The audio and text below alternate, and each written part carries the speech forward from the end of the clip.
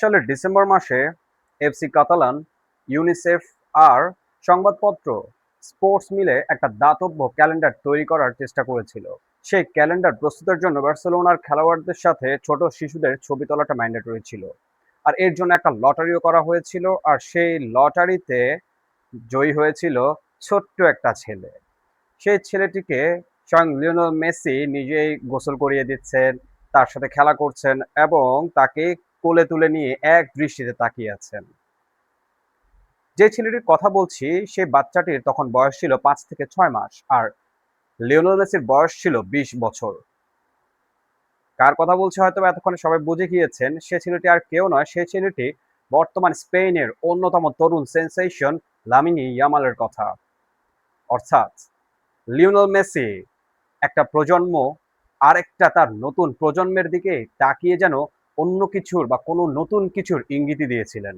আর তার বাস্তবতা এবার অপেক্ষা করছে বিশ্বমঞ্চের শেষ লড়াইয়ে, বিশ্বমঞ্চের শেষ সমাপ্তির, নতুন একটা যুগের উত্থান অথবা একটা যুগের পতনের গল্পটাই শুরু হবে। সেই গল্পটাই যেন এবার বাস্তবে পরিণত হলো। একদিকে লামিন ইয়ামাল, অন্যদিকে কিংবদন্তি লিওনেল মেসি। কিংবদন্তি মেসিকে অনেকেই ছোটবেলা থেকে আইডল হিসেবে মেনে আজকে তার সাথেই খেলছে। আর্জেন্টিনার অনেকগুলো প্লেয়ারই আছে যারা লিওনেল মেসিকে তাদের আইডল মনে করে, তাদের সবকিছু মনে করে এবং তারা লিওনেল মেসির জন্য জীবন দিয়ে খেলতেও প্রস্তুত। আর লামিন ইয়ামাল খুব অল্প বয়সে স্পেনে নিজের এমন একটা জায়গা তৈরি করে নিয়েছে যে বর্তমানে স্পেন টিম তাকে ছাড়া যেন সম্পূর্ণ অচল। তাহলে বুঝাই যাচ্ছে যে মাত্র 20 বছর বয়স, এই বয়সে সে নিজেকে এমনভাবে পুরো বিশ্বের কাছে তৈরি করছে যে সেখানে এখন নতুন একটা যুগের উত্থানের গল্পই যেন রচনা হবার অপেক্ষায়। আর হয়তো কিংবদন্তি লিওনেল মেসির অধ্যায়ের শেষ সমাপ্তি। এখন এ দুয়ের মঞ্চে, এ দুয়ের লড়াইয়ে কে হাসবে শেষ হাসিটা, সেটাই এখন সব থেকে বড় প্রশ্ন। আর একই সাথে পুরো ফুটবল বিশ্ব পেতে যাচ্ছে একটা ফিনালিসিমার স্বাদ, একই সাথে বিশ্বকাপের ফাইনালের স্বাদ, যেখানে মুখোমুখি হতে যাচ্ছে আর্জেন্টিনা এবং স্পেন। প্রথমে আসি আমরা আর্জেন্টিনার কথায়। এবারে বিশ্বকাপটা দুর্দান্তভাবে শুরু করলেও নকআউট পর্বে কেপ ভার্দে কিংবা মিশর কিংবা সুইজারল্যান্ডের বিপক্ষে বেশ কাঠখড় পোড়াতে হয়েছে আলবিসেলেস্তাদের। কারণ প্রতিটা ম্যাচেরই শেষ মুহূর্তে, অর্থাৎ প্রতিটা ম্যাচেরই দেখা গেছে যে, যেমন সুইজারল্যান্ডের বিপক্ষে ম্যাচে একেবারে অতিরিক্ত যে 30 মিনিট দেওয়া হয় সেইখানের সেকেন্ড হাফে গিয়ে আর্জেন্টিনা দুটো গোল করেছে। এছাড়া যদি বলে যে মিশরের বিপক্ষে ম্যাচে, সেইটাতে আর্জেন্টিনা 75 মিনিট অর্থাৎ 79 মিনিটে প্রথম গোলটা দেয়, তারপর 83 মিনিট। অর্থাৎ মোটামুটি দেখা যাচ্ছে যে 70 মিনিটের পর আর্জেন্টিনা এমনভাবে কামব্যাকটা দিচ্ছে আর এমনভাবে নিজেদের খেলাটা খেলছে যেটা আসলে অকল্পনীয়, অপ্রত্যাশিত। মানে এটা একটা, মানে কি বলবো, এটা একটা মিরাকল বলতে গেলে, যে এমনভাবে কামব্যাক। আর সব থেকে বড় সত্যি হচ্ছে যে এই কামব্যাক গুলোর জন্য সব থেকে বড় মাস্টার মাইন্ড হচ্ছে কি লিওনেল মেসি। আমি স্কালোনি ইজ এ কোচ, আমি এটাকে মানি, কিন্তু আমার কাছে মনে হয় যে মাঠের লড়াইটা সবসময় করে, মাঠের যে সবকিছু দিক নির্দেশনাগুলো দেন মেসি একাই। এবং তিনি কিন্তু মাঠে কখনো দৌড়ান না, তিনি মাঠে কখনো খুব বেশি দৌড়ঝাঁপ বা কোনো ঝামেলার মধ্যে জড়ান না, তিনি মাঠে ক্যালকুলেশন করেন। তিনি শুধু একটা প্রতিপক্ষের একটা ভুলের অপেক্ষায় থাকেন, আর এই একটা ভুল সেটাকে তিনি একেবারে ধ্বংস করে দিতে পারেন মাত্র কয়েক সেকেন্ডের মধ্যে। এবং তার প্রমাণ কিন্তু আমরা দেখেছি যে প্রতিটা ম্যাচে, এবং সেমিফাইনালের ম্যাচে যদি আমরা ইংল্যান্ডের বিপক্ষে কথাটা বলি, ম্যাচের 84 মিনিটে লিওনেল মেসি যখন থাকে ভাই, একটা না একটা টিম যদি কোনো একটা, মানে ন্যানো সেকেন্ডের একটা মিস্টেক যে কোনো টিমকে ধরাশায়ী করে দিতে পারে, আর সেটাই করছে ইংল্যান্ড। একটা ন্যানো সেকেন্ডের ভুল, একটা গ্যাপ, আর এনজো ফার্নান্দেসের দুর্দান্ত একটা শট, ব্যাস গোল সমতায় চলে আসলো। এরপরে আরেকটা গোলের দুর্দান্ত একটা শট থেকে লাউতারো মার্টিনেজের হেড, এগিয়ে গেল আর্জেন্টিনা, আর নামটাও লিখিয়ে ফেললো ফাইনালে। সো আর্জেন্টিনার খেলার যদি আমরা বলি, যে আর্জেন্টিনার খেলা নিয়ে কোনো প্রশ্ন নেই, আর্জেন্টিনা যে দুর্দান্ত কামব্যাক করতে পারে এটা এবার তারা ভালো মতো প্রমাণ করছে। যদি আমি একটা জিনিস বাস্তব অর্থে বলতে চাই, যে গত ওয়ার্ল্ড কাপে আর্জেন্টিনা যে খেলাটা দিছিল, এবার সেই খেলাটা আমরা আর্জেন্টিনা থেকে, আমার মনে হচ্ছে যে আমি আর্জেন্টিনা থেকে পাইনি। কিন্তু তারপরও শেষ 20 মিনিট ওই 20 মিনিট আর্জেন্টিনার জন্য। পুরো ম্যাচে আর্জেন্টিনা যেমনই করুক না কেন, আকাশী নীলদের শেষ 20টা মিনিট ছিল ওদিকে সব থেকে ইম্পর্টেন্ট, এবং তারা শেষ 20টা মিনিটকে এবং মানে হার্ডলি কাজে লাগানোর চেষ্টা করছে, এবং তারা সফল। সেখানে তারা বারবার সফল হইতেছে। সো একদিক থেকে এখানে বলতে গেলে লাকও ফেভার করতেছে, আবার লিওনেল মেসির যে একটা অভিজ্ঞতা, সেই অভিজ্ঞতাটাও আসলে বারবার ফুটে উঠতেছে। এবং কোচ টমাস টুখেল তিনি নিজেও কিন্তু বলছে যে আমরা এমন একটা টিমের কাছে হারছি, বলতে গেলে এমন একটা টিম না, এমন একটা মানুষের কাছে হারছি, লিওনেল মেসির কথা বলতেছে, যিনি 39 বছর বয়সে এসেও ফুটবলকে নতুনভাবে পুরো বিশ্বকে চেনাচ্ছেন। অর্থাৎ লিওনেল মেসির 39 বছর বয়স হয়ে যাওয়ার পরও তিনি এখনো যেভাবে আসলে ফুটবল খেলছেন, তার এই ফুটবল খেলা দেখে আসলে যে কারো, যে কোনো ছোট ছোট প্লেয়ার বা মানে যে কোনো বর্তমান যারা তরুণ সেন্সেশন গুলো আছে, তারা প্রত্যেকেই আসলে কিন্তু বেশ হিংসায় ভুগবে যে এই বয়সেও কিভাবে ম্যান, আমরা এত ইয়াং, আমরা এত এনার্জেটিক, আমরা এতটা বেশি স্ট্রং, তা আমরা তার মতো পারতেছি না। অথচ লিওনেল মেসি ছোট্ট একটা মানুষ, খুদে জাদুকর, এমনি এমনি আর হয় নাই। তবে এবার আমরা একটু আসি ভিন্ন কথায়। ফাইনাল তো হবে, সেটা নিয়ে কোনো তর্ক নাই, কোনো ঝামেলা নাই। কিন্তু এবার আর্জেন্টিনা নকআউট পর্ব বা আমরা যদি গ্রুপ পর্ব বলি, সবকিছু বিবেচনা করে সবার মধ্যে একটা ধারণা, একটা উৎকণ্ঠা যে আর্জেন্টিনাকে বরাবরের মতো ফিফা সাহায্য করছে, রেফারি সাহায্য করছে, অনেক রকমের কথা চলে আসছে। আলটিমেটলি বিষয়গুলো আসলে কি দাঁড়ায়? গ্রুপ পর্বে তারা জর্ডানকে পাইছে, আলজেরিয়াকে পাইছে, অস্ট্রিয়াকে পাইছে। এরপরে নকআউট পর্বে তারা কেপ ভার্দেকে পাইছে, মিশরকে পাইছে, সুইজারল্যান্ডকে পাইছে। যদি তুলনা করা হয়, কোনো প্রতিটা টিমই কিন্তু আসলে আর্জেন্টিনা থেকে অনেক বেশি পিছনে। আর্জেন্টিনার সমকক্ষের কোনো টিম কিন্তু আসলে এখানে ছিল না। সো সেই জায়গা থেকে সবার মনে একটা ধারণা যে ফিফা এটা আর্জেন্টিনার পক্ষে কাজ করছে, ফিফা আর্জেন্টিনাকে দিয়ে বড় কোনো আহ, মানে কি বলবো, বড় কিছু একটা চিন্তা ভাবনা করছে। দ্যাটস ওয়াই আর্জেন্টিনার পক্ষেই সব যেগুলো 50-50 সম্ভাবনার যে জিনিসগুলো, সেগুলো বেশিরভাগ গুলো যায় হচ্ছে আর্জেন্টিনার পক্ষে। আদতে এগুলো কিছুই নয়। এগুলো হচ্ছে কি, মূলত এই ভার বা রেফারির একটা দায়িত্বের কারণে আর্জেন্টিনার টিমটাকে বিতর্কিত করা হচ্ছে। সেটা আমি যদি বলি, 1986 সালে দিয়াগো ম্যারাডোনার যে গোলটা হ্যান্ড অফ গড যেটাকে বলা হয়ে থাকে, আদতে সেটা হ্যান্ড অফ গডকে বানানো হয়েছে। মূলত সে কিন্তু হাত দিয়েই গোল দিছে, এবং এটা প্রুভড, এটা প্রুভ যে তিনি হাত দিয়েই গোল দিছে। এখন এত বছর পর এসে, তখন তো আর এত ইউটিউব ছিল না, ফেসবুক ছিল না, বা কিছুই ছিল না, এই জন্য তখন প্রযুক্তি অতটা উন্নত ছিল না। সো ওই সময় রেফারিকে বলা হচ্ছিল, বাট রেফারি যেহেতু আর্জেন্টিনার পক্ষ নিয়েছে, ওই যে একটা বিতর্কের শুরু, ওই বিতর্কটা আর্জেন্টিনা যতই ভালো খেলুক না কেন, তাদের সাথে এই বিতর্কটা সবসময় লেগে থাকবে। সো আর্জেন্টিনা ভালো খেললেই এই বিতর্কটা তাদের সাথে থাকবে, এটা মোটামুটি নিশ্চিত, কোনো সন্দেহ নেই। হ্যাঁ, এরপর আমরা যদি বলি যে গত বিশ্বকাপে নেদারল্যান্ডসের বিপক্ষে ম্যাচ, অর্থাৎ কোয়ার্টার ফাইনালে নেদারল্যান্ডসের বিপক্ষে যে ম্যাচটা খেলছিল আর্জেন্টিনা, ওই ম্যাচটাও অ্যাকচুয়ালি সত্য বলতে যে আর্জেন্টিনা অনেক বেশি ফাউল করছিল, অনেক ট্যাকল করছিল, অনেক রকমের অনেক ঝামেলা হয়েছিল। ওই ম্যাচে লিওনেল মেসি লাস্টের দিকে দুই দলের কিন্তু একটা হাতাহাতি হয়, ওই হাতাহাতির পর মেসিও কিন্তু একটা হলুদ কার্ড খাইছিল। তো মেইন কথা হচ্ছে যে অনেক ট্যাকেল করার পর আর্জেন্টিনাকে কার্ড দেওয়া হচ্ছে। সো এই জিনিসগুলো নিয়েই মানুষের মনে একটা দানা সন্দেহ বেঁধে গেছে যে ফিফা উইল গিভ আর্জেন্টিনা, মানে অন্য লেভেলের আর্জেন্টিনাকে একটা সাপোর্ট দেয় ফিফা, বা একটা সহযোগিতা করছে ফিফা।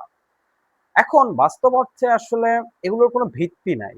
কারণ আমরা যদি বলি যে রেফারিদের যিনি বস কলিনা, তিনি কিন্তু আসলে জানিয়ে দিয়েছেন যে ফিফার রেফারিরা যা করছে, রেফারিরা যেটা করছে সেটা ফিফার যে নিয়ম, সেই রুলস মেনেই করছে। সো এখানে কোনো মানে ভুল হওয়ার কোনো সন্দেহই নেই, এবং তিনি কিন্তু রেফারিদের পক্ষে কথা বলছেন। এবং কলিনা তিনি কেমন সেটা কিন্তু মোটামুটি আমাদের সবার জানা আছে যে তিনি আসলে মানে তার মতো, তিনি তো আর এমনি এমনি সভাপতি হইতে পারে নাই, ফিফার রেফারি কমিটির সভাপতি, তাই না? সো একজন রেফারির সভাপতি, এবং যিনি নিজে একজন দক্ষ রেফারি ছিলেন, তিনি এত এত ম্যাচ এবং এত এত বিগ ম্যাচগুলোর তিনি পরিচালনা করেছেন যে তাকে নিয়ে আসলে সন্দেহের কোনো অবকাশ থাকার কোনো কারণ নেই। সো সেই লোকটা যখন বলছে যে এগুলো আসলে কিছুই না, সবকিছুই ফিফার রুলস অনুযায়ী হচ্ছে, হ্যাঁ ফিফার রুলস অনুযায়ী হচ্ছে, কিন্তু অন্যান্য দলের ক্ষেত্রে সেই জায়গাটাতে মনে হয় একটু কম, আর্জেন্টিনার জন্য একটু বেশি মেবি। সো এই জিনিসগুলো আসলে কি আর্জেন্টিনার টিমটাকে বিতর্কিত করতেছে। ইংল্যান্ডের বিপক্ষে এই সেমিফাইনাল ম্যাচটাতে যদি আমরা একটু বলি, সেখানে আপনারা খেয়াল করলে দেখবেন যে ফার্স্ট হাফে আর্জেন্টিনা অনেক ফাউল করছে এবং বেশিরভাগ ফাউলটাই ছিল কার সাথে? বেলিংহামের সাথে। অর্থাৎ বেলিংহামকে তারা একেবারেই উঠার সুযোগটাও দেয় নাই, তাকে কোনো রকম ভাবে অ্যাটাক করার চান্সই ক্রিয়েট করতে দেয় নাই। ঠিক আছে? সো সেই জায়গাতে আর্জেন্টিনা ওই যে যেটা সবসময় বরাবর মতো হয়ে আসছিল যে তাদেরকে কোনো কার্ড দেওয়া হয় না, কেউ কার্ড দেখে না, এই ম্যাচে কিন্তু সেটা হয় নাই। সো এই ম্যাচ নিয়ে কেউ আসলে বিতর্ক করতেও পারবে না, কারণ এই ম্যাচটা ফুল ফেয়ার একটা ম্যাচ হয়েছে। কারণ এই ম্যাচে লিসান্ড্রো মার্টিনেজও একটা হলুদ কার্ড খাইছে, ক্রিস্টিয়ান রোমেরো একটা হলুদ কার্ড খাইছে, এবং এই ম্যাচের শেষ দিকে রদ্রিগো ডি পল সেও একটা হলুদ কার্ড খাইছে, যেটা মিশরের ম্যাচে হয় নাই। যেটা আমি বলবো যে সুইজারল্যান্ড ম্যাচের বিপক্ষে যে একটা লাল কার্ড যে খাইলো সুইজারল্যান্ডের প্লেয়ার, সেটা আসলে কোন অ্যাঙ্গেল থেকে তাকে সেকেন্ড মানে হলুদ কার্ডটা দেওয়া হয়েছিল মানে আমি জানি না। এটা হয়তোবা অনেক কিছু ক্যালকুলেশন থাকতে পারে, ওই ক্যালকুলেশনটা হয়তোবা আমার বোঝার বাহিরে। তো ওই বিষয়গুলোকে আসলে বিতর্কিত করছিল। ওই বিতর্কগুলোর কারণে আর্জেন্টিনা টিমটাকে বারবার বিতর্কিত করা হচ্ছে যে তাদেরকে অনেক বেশি সাপোর্ট দেয়া হয়। তো আলটিমেটলি এই ম্যাচ নিয়ে কেউ কোনো বিতর্ক তোলার প্রশ্ন পাবে না, বা প্রশ্ন করার সুযোগ কারোই থাকছে না, কারণ রেফারি এই ম্যাচটা চমৎকারভাবে তিনি ডিলিং করছে, এবং তার মানে তিনি এই ম্যাচটাতে খুব ভালো কাজ করছে, এবং তিনি কিন্তু আসলে লাল মানে হলুদ কার্ড দেখাইছে। যেটা বিতর্কের মেইন কারণ হতে পারে সেটা হচ্ছে ইংলিশরা বিতর্কিত হতে পারে, কারণ তারা টুর্নামেন্টে যেভাবে খেলে আসছে, টমাস টুখেল যেভাবে একটা মাস্টার মাইন্ড ভাবে তিনি খুব ভালো একটা টিম যেভাবে আসলে উঠায় নিয়ে আসছে, সেই টিমটা ফার্স্ট হাফ সেকেন্ড হাফে একটা গোল দেওয়ার পর এমনভাবে ডিফেন্সিভ পজিশনে চলে গেছে যে এটা আসলে ইংল্যান্ড থেকে কেউ কখনোই আশা করে নাই। সবাই সবাই ডিফেন্সে, এবং এই ডিফেন্সটার বিনিময়ে আর্জেন্টিনা যেটা করছে তারা একটা ইউ লুপ ক্রিয়েট করে ফেলছে, এবং ওই ইউ লুপ মানে এমন অ্যাটাক, অর্থাৎ একটা জিনিস বলা হচ্ছে যে লাস্ট 38 মিনিটস ইংল্যান্ডের পায়ে 12% বল ছিল। কেন ইমাজিন, তারা বিশ্বকাপের ফাইনাল খেলবে, তারা সেমিফাইনালে ডিফেন্স করতেছে, তারা একটা গোল দেওয়ার পর তারা তো আরো বেশি অ্যাটাকে যাওয়ার কথা। আর্জেন্টিনা গোল খাওয়ার পর আরো অ্যাটাক করে, তারা গোল দেওয়ার পরও অ্যাটাক থামায় না, গোল খাওয়ার পরেও তারা অ্যাটাক থামায় না। এটাই হচ্ছে আর্জেন্টিনার মেন্টালিটি আর অন্যান্য যে কোনো টিমের মেন্টালিটির মধ্যে সব থেকে বড় পার্থক্য, যে আর্জেন্টিনা ভেঙে পড়ে না, আর্জেন্টিনা ঘুরে দাঁড়াতে জানে। সো এই জায়গাটাতে আর্জেন্টিনা টিমটাকে আমার পছন্দ, but I am not a Argentine supporter. আমি বরাবর মতো আমি ব্রাজিলকে সাপোর্ট করি, এবং ব্রাজিল হারলেও আমি ব্রাজিলের সাপোর্টার, ব্রাজিল জিতলেও আমি ব্রাজিলের সাপোর্টার। আপনারা যত 7 আপ বলেন আর যাই বলেন না কেন, আমি ব্রাজিলের সাপোর্টার। বাট খেলা নিয়ে যখন বাস্তবতার কোনো কথা আসে, সেখানে আমি অবশ্যই বাস্তবতাটাকে স্বীকার করতে বাধ্য। আমি সেটা নিয়ে কোনো তালবাহানা করা আমার কোনো দরকারই নাই। যেটা ফ্যাক্ট আমি সেটা নিয়ে কথা বলবো। সো আর্জেন্টিনার এই ম্যাচটা খুবই ভালো ছিল, এবং তারা একটা কামব্যাক, চমৎকার কামব্যাক দিয়ে তারা ফাইনালে উঠছে। আর্জেন্টিনার খেলা, আমি তো বলবো ভাই, আর্জেন্টিনার খেলা মানে আর্জেন্টিনা আর্জেন্টিনাই। ওরা যেভাবে প্রেস করে, ওরা যেভাবে আসলে অ্যাটাক করে, ওরা যেভাবে আসলে মিডটাকে কন্ট্রোল করে, ভাই এবারে বিশ্বকাপে আপনারা আমাকে বলেন যে অন্য কোন এমন দলটা আছে যারা এইভাবে খেলছে? হ্যাঁ, একটাই দল আছে, এবং আমি ফ্রান্স আর স্পেনের ম্যাচের একটা ভিডিওতে আমি বলছিলাম যে এই ফ্রান্সকে একমাত্র আটকাইতে পারে স্পেন, এবং আমার কথা কিন্তু সত্য হয়েছে, এবং ফ্রান্স কিন্তু স্পেনের কাছে খুব ভালোভাবেই ধরা খাইছে, এবং 2024-25-এর মতো তারা 2026 বিশ্বকাপে ফ্রান্স কিন্তু স্পেনের কাছে 2-0 গোলে হারছে। স্পেন বলটাকে সবসময় নিজেদের কাছে রাখার চেষ্টা করছে, এবং তারা মূলত এবার যেটা করছে পুরো টুর্নামেন্ট জুড়ে তারা মিডটাকে আর ডিফেন্সটাকে সব থেকে বেশি ব্যবহার করছে। কারণ কি, আপনারা দেখবেন যে এবার পুরো আসরে এখনো পর্যন্ত মাত্র একটা গোল খাইছে স্পেন। উনাই সিমনে খুব একটা এবার পরিশ্রম করতে হয় নাই, কারণ স্পেনের যে ডিফেন্স, যেখানে আছে মার্ক কুকুরেলা, এই কুকুরেলা একাই মনে হয় যেন স্পেনের ডিফেন্সটাকে সামলায়। এই ভদ্রলোক এমন এক জিনিস, ইনি মনে করেন যে আপনার এখান থেকে একদম উপরে মিডে সব জায়গাতে আপনি তাকে পাবেন, এবং সে একজন প্রপার একজন ডিফেন্ডার, এবং তার ট্যাকেল এভরিথিং ইজ মানে ড্যাম স্মার্ট। এবং কুকুরেলা এখন রিয়াল মাদ্রিদে জায়গা করে নিছে, এখন দেখা যাক সে রিয়াল মাদ্রিদে কি করে, সেটা এখন দেখার অপেক্ষা। তো যাই হোক, স্পেন যেটা করছে যে স্পেন নিজেদের মিডটাকে সবসময় স্ট্রং রাখছে, বল সহজে কারোর কাছে যাইতে দেয় নাই। ফ্রান্সকেও সেই সেই টেকনিক খাটাইয়াই তারা আটকায় ফেলছে, এবং ফ্রান্স বিদায়। তো আমার কথা কিন্তু ওখানে মিলে গেছে। এখন এই আর্জেন্টিনা তারাও কিন্তু অর্থাৎ তারাও কিন্তু বল সহজে ছাড়তে চায় না, তারা কিন্তু বল নিজেদের দখলে রাখতে চায় এবং একই সাথে তারা অ্যাটাক, প্রেস সবকিছুই তারা মানে একদম স্মার্টলি করার চেষ্টা করে এবং তারা প্রতিপক্ষের একটা ভুলকে খোঁজার চেষ্টা করে। কোনো একটা যদি ভুল হয়, ব্যাস, দিস ইজ দ্য মানে গেমস ওভার। আর স্পেন নিজেদের ডিফেন্সটা তাদের কিন্তু আসলে আমার যেটা মনে হয় তাদের আসলে ফিনিশিংটা এখনো এরকম স্ট্রং এখনো হয়ে উঠতে পারছে বলে আমি আমি মনে করি না। এছাড়া লামিন ইয়ামাল কিংবা এই পাশে যদি বলি যে উইলিয়ান, তারাও এখনো আসলে পুরোপুরি ফিট, মানে নিজেদের যে সেরা খেলাটা এখনো তারা হয়তো বা দিতে পারে নাই। এখন তারাও কি সবকিছু আসলে ফাইনালের জন্য জমায় রাখতেছে কিনা, সেটা এখন সব থেকে বড় প্রশ্ন। তো ফাইনাল ম্যাচটা কেমন হবে সেটা হয়তো বা অনেকেরই একটা ধারণা হয়ে যাচ্ছে যে ফাইনাল ম্যাচটা কেমন হবে। তবে সেসব বিতর্ককে মানে সেই সব কিছুকে ছাপাইয়াই এখন বর্তমানে সব থেকে আলোচিত বিষয় হচ্ছে যে আর্জেন্টিনা সেকেন্ড টাইমের মতো বিশ্বকাপটা ঘরে তোলার অপেক্ষায়। সেকেন্ড টাইম, যেটা 1962 সালের পর, অর্থাৎ 1958 এবং 1962 সালে দুইবার পর পর বিশ্বকাপ জিতছিল ব্রাজিল। সেই ব্রাজিলের পর এই খেতাব অর্জন করার পথে আছে কে? আলবিসেলেস্তারা। এখন এই আলবিসেলেস্তারা আসলে কি করে সেটা এখন দেখার বিষয়। তবে যে বিতর্কগুলোর কথা বলছি ভাই, আর্জেন্টিনা টিমটাকে ভাই আপনারা কেউ দোষ দিয়েন না ভাই। আর্জেন্টিনা টিম নিয়ে কেউ কিছু বললে আমি সেটা মানবো না, আমি সম্পূর্ণভাবে এটা বিরোধিতা করব। কারণ ভাই আমি আমি খেলার ফ্যান, আমি যে দল ভালো খেলবে আমি তাকে অ্যাপ্রিসিয়েট করতে আমার বিন্দুমাত্র কোথাও বাধবে না। যে খারাপ খেলবে আমি তাকে ছাড়বো না, তাকে নিয়ে আমার আমি বলবো যে সে খারাপ খেলছে। বাট আর্জেন্টিনা, আমি আর্জেন্টিনার সাপোর্টার, আমি আর্জেন্টাইন সাপোর্টার না, কিন্তু আমি আর্জেন্টিনার খেলা পছন্দ করি। কারণ তাদের যে মানে তাদের দলীয় যে ইউনিটি, তাদের যে উইনিং মেন্টালিটি, তাদের যে অ্যাটাকিং বা তাদের যে নিজেদের মধ্যে বোঝাপড়া, এই বোঝাপড়া অ্যাকচুয়ালি সো টাফ অন্যান্য যে কোনো টিমের জন্য। সো দেখা যাক, ফাইনাল সন্নিকটে, একই সাথে একটা ফিনালি সীমার ফাইনালও আপনারা দেখবেন, বিশ্বকাপের ফাইনালের স্বাদটাও আপনারা একসাথে পেয়ে যাবেন। So let's hope for the best. Who will leave the trophy? কি মনে হচ্ছে, আর্জেন্টিনা নাকি স্পেন?